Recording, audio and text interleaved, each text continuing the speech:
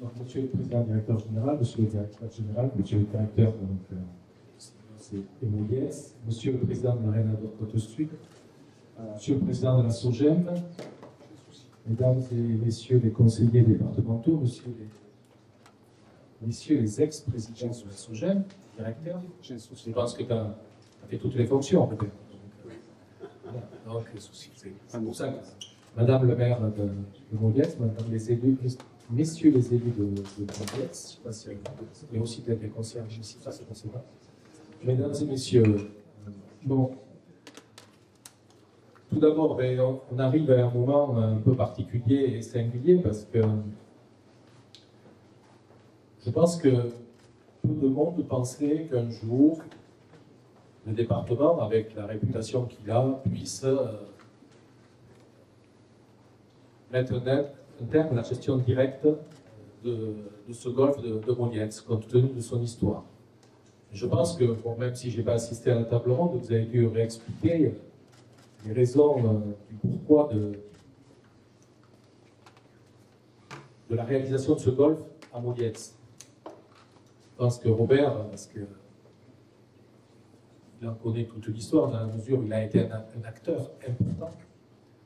C'est-à-dire que la création de la station balnéaire de Mouliès s'est faite dans le cadre de la MIACA et que la volonté du département, parce qu'on est à syndicat mixte, c'était 95% le département, 5% la ville de Mouliès. Donc c'est réellement la volonté du département, c'était donc de créer de toutes pièces donc, cette station avec une zone d'aménagement concerté de 200 hectares, donc quasiment 100 hectares occupés par le golfe.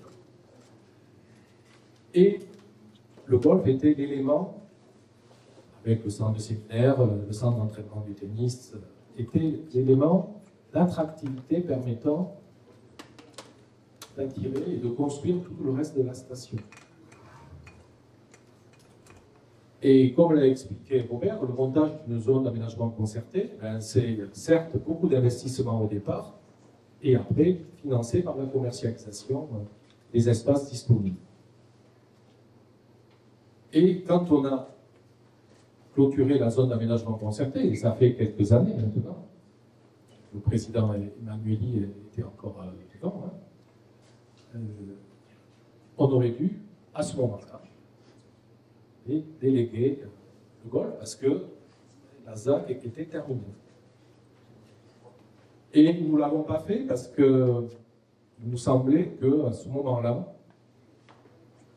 l'outil golfique n'était peut-être pas dans ses meilleures conditions et qu'il nous a semblé indispensable au préalable, afin de le présenter sous ses meilleurs atours, de réinvestir des moyens importants. Et c'est pour cela que, en décembre 2022, j'ai mené une rencontre avec les agents du golfe qui étaient particulièrement inquiets sur cette mutation. Je leur ai dit qu'il n'était pas question de le faire dans de mauvaises conditions. C'est la raison pour laquelle on a investi, donc sur la période 2023, 2024, 2025, 2,5 millions d'euros supplémentaires, à la fois sur l'infrastructure golfique et aussi le centre de séminaire qui, lui, était mis à disposition, a été, bon, disons, transféré à la commune de Mouliès. Donc on a investi à nouveau pour que les investisseurs, du moins que les gestionnaires potentiels puissent trouver l'équipement à leur coût.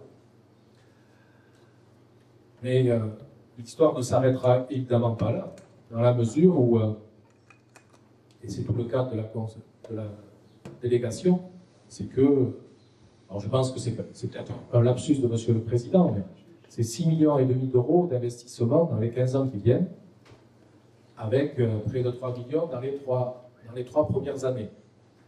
Donc, qui permet de poursuivre la modernisation, l'aménagement et l'adaptation, bien sûr, aux besoins de l'évolution des demandes des golfeurs. Donc, vraiment, ce n'est pas une histoire qui s'arrête, c'est une histoire qui continue.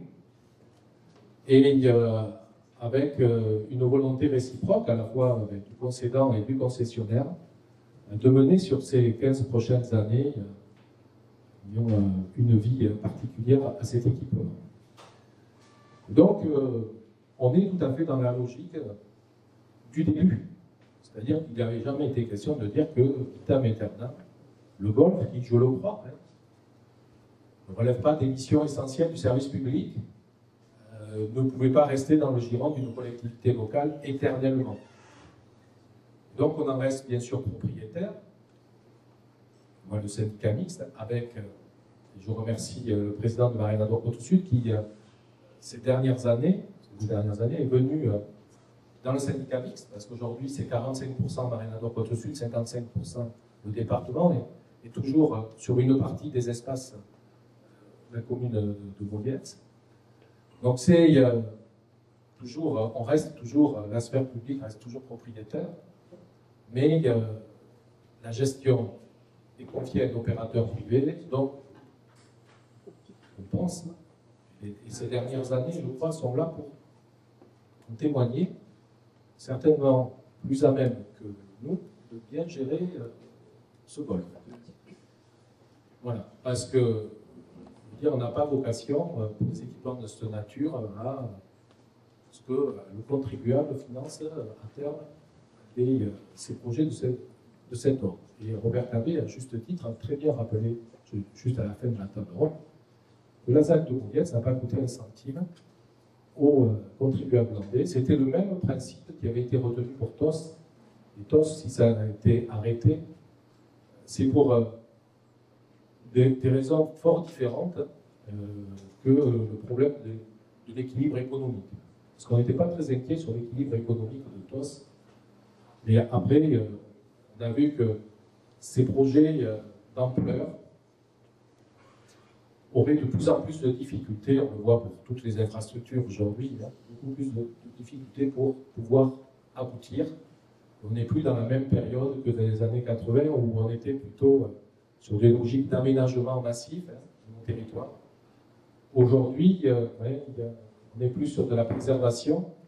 Et je vous remercie d'avoir rappelé qu'aujourd'hui, la gestion d'un golf se fait aussi avec le respect de l'environnement, de la biodiversité, et qu'il faut aussi éviter les caricatures en disant que le golf serait l'ennemi de l'environnement et de la nature.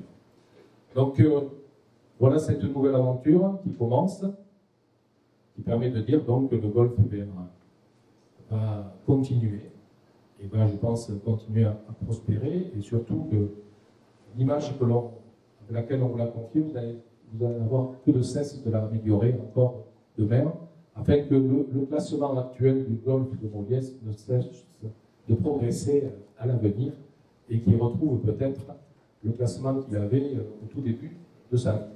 Voilà, merci, et moi je tenais à terminer simplement aussi par remercier particulièrement ceux qui, sur la période 2021-2025, n'a pas été la période la plus facile pour la gestion de ce golf, et remercier de leur engagement, à la fois donc Sandra Tolis dans un premier temps et Cyril Guestot, qui, je pense, même si j'étais pas là, je l'imagine pendant 1h30 à vous montrer tout son talent et toute son énergie.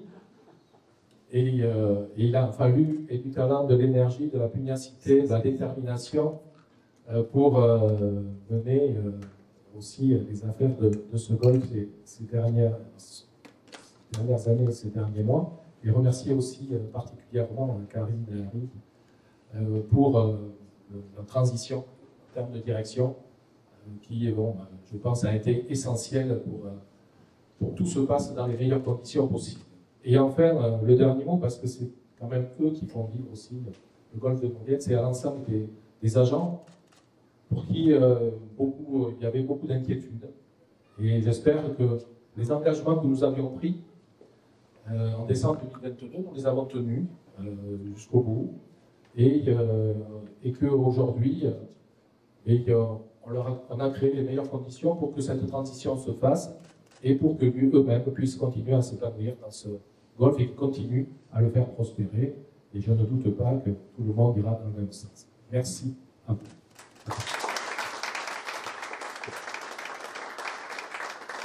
Merci.